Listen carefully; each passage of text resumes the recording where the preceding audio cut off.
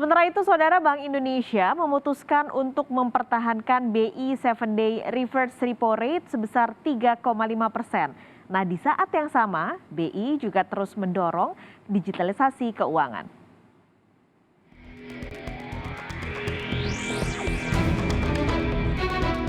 Rapat Dewan Gubernur Bank Indonesia memutuskan mempertahankan BI 7 Days Reverse Repo Rate sebesar 3,5%.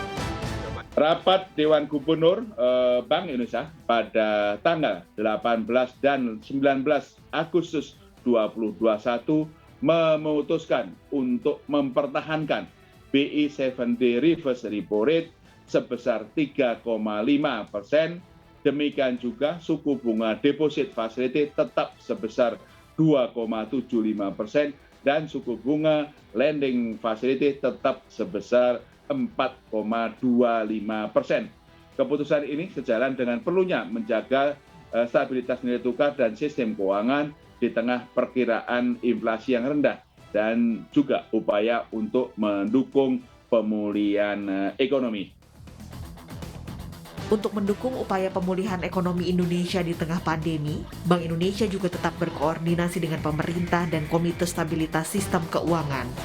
Bank Indonesia juga terus mengoptimalkan bauran kebijakan moneter dan makroprudensial akomodatif, serta mempercepat digitalisasi sistem pembayaran Indonesia untuk mendukung upaya pemulihan ekonomi nasional. Bank Indonesia telah menambah likuiditas kuantitatif easing di perbankan sebesar Rp114,15 triliun hingga 16 Agustus 2021. Bank Indonesia juga melanjutkan pembelian SBN di pasar perdana sebagai bagian dari sinergi kebijakan Bank Indonesia dan pemerintah untuk pendanaan APBN 2021. Hingga 16 Agustus 2021, pembelian SBN di pasar perdana tercatat sebesar Rp131,96 triliun, terdiri dari Rp56,5 triliun melalui mekanisme lelang utama dan Rp75,46 triliun melalui mekanisme Green Shoe Option. Kebijakan sistem pembayaran Bank Indonesia terus diarahkan untuk mendukung percepatan pemulihan ekonomi nasional dan mendorong akselerasi digitalisasi ekonomi dan keuangan yang inklusif, aman, dan efisien. Transaksi ekonomi dan keuangan digital pada Juli 2021 terus tumbuh seiring meningkatnya akseptasi dan preferensi masyarakat untuk berbelanja daring, perluasan pembayaran digital, dan akselerasi digital banking. Nilai transaksi uang elektronik meningkat 57,71% year on year, mencapai Rp25,4 triliun. Nilai transaksi digital banking tumbuh 53,08% year on year, menjadi Rp3.410,7 triliun. Volume transaksi digital banking juga meningkat sebesar 56,07% year on year, mencapai 649,8 juta transaksi. Nilai transaksi pembayaran menggunakan kartu ATM, kartu debit, dan kartu kredit tercatat Rp642,3 triliun, tumbuh 6,84% year on year, seiring dengan peningkatan aktivitas ekonomi masyarakat.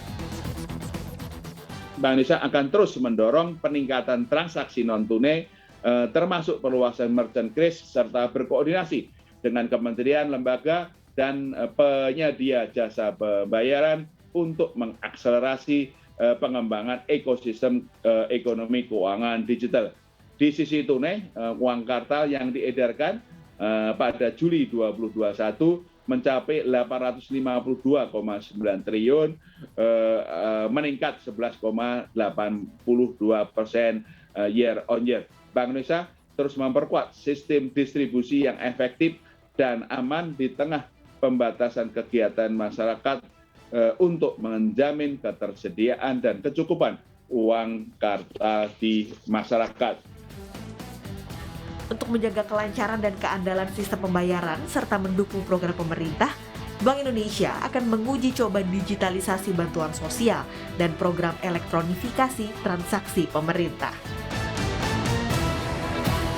Tim Liputan Kompas TV.